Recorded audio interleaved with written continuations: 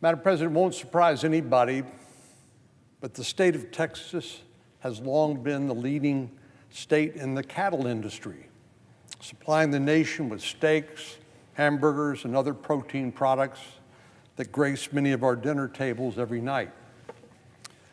Texas ranks first in the nation in cattle production, coming in at 12 million head a year, representing nearly 15% of the total production in the United States and generating more than $1 billion in revenue. Unfortunately, this essential food supply and corresponding food prices are under threat from the outbreak of a particularly pernicious parasite called the New World Screwworm. The New World Screwworm lays its eggs in the wounds of warm-blooded animals, particularly livestock. The larvae then burrow into the openings, creating infections that, left untreated, can cause animals to die within a week. With no known vaccinations to prevent infections, outbreaks in cattle herds require labor-intensive daily inspections of livestock to make sure they've not been infested.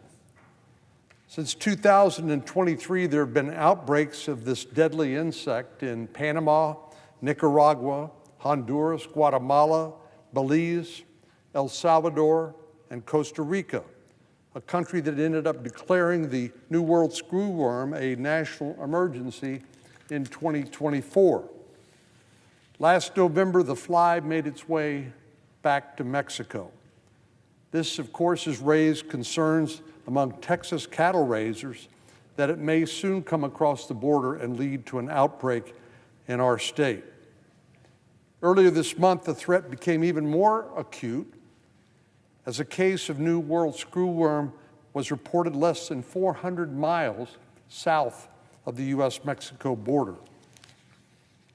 An outbreak of the New World Screwworm in the state of Texas is estimated to cost U.S. livestock producers approximately $1 billion and cost the general economy $3.7 billion due to lost production of meat and milk, as well as livestock death, veterinary costs, labor costs, and more.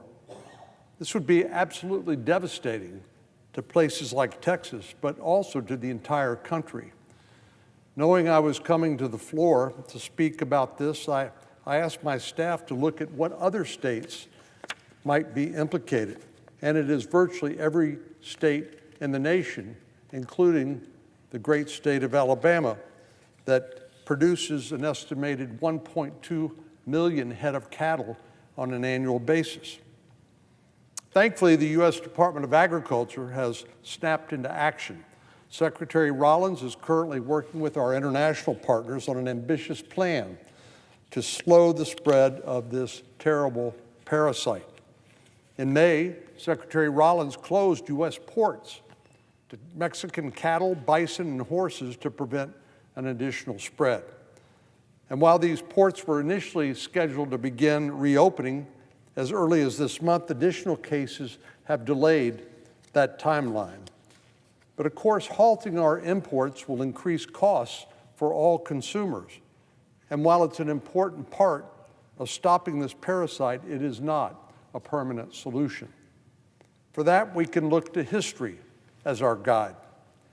The last time North America faced a similar outbreak of the screwworm was back in the 1960s.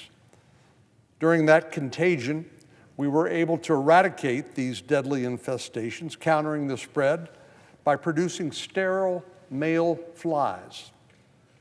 The sterile male flies mate with the female flies, who can only mate once during their lifetime, and so by releasing large number of these sterile male flies, the population growth of this parasite can be stopped in its tracks.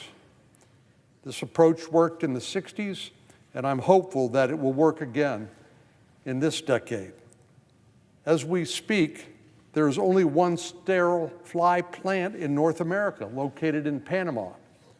This plant is operated by the U.S. Department of Agriculture and by COPEG, or the Panama U.S. Commission for the Eradication and Prevention of Screwworm Infestation in Livestock, which was established in 1998. As the New World screwworm continues traveling north, we need another plan to prevent population spread. A sterile fly plant will cost as much as $300 million, according to some estimates. And that's certainly not just pocket change, but it pales in comparison with the cost of not doing anything to eradicate this terrible threat. The economic impact of the devastation that continued spread would cause my state is estimated to be as high as $10 billion. And this would not be limited to Texas. As I said, it would include other cattle-producing states, including Kansas, Nebraska, California, and New Mexico, who, along with Texas, are the primary cattle-producing regions in the country. Recently, the U.S. and Mexican governments have partnered to invest in renovating an existing fruit fly producing facility in Mexico, aiming to further the long-term goal of eradication. In addition, USDA is building a sterile fly dispersal facility in Hidalgo, Texas, in the Rio Grande Valley. To build on top of these efforts, I'll be offering an amendment during the appropriations process on the floor to ensure that the United States is prepared to combat this threat of this parasite, the threat of this parasite. I'm grateful to Secretary Rollins for her leadership. As a Texan, perhaps she understands this threat better than most. And I'm confident of her strong and decisive leadership toward eradicating this parasite and that it will reap rewards. But it's not going to happen by itself.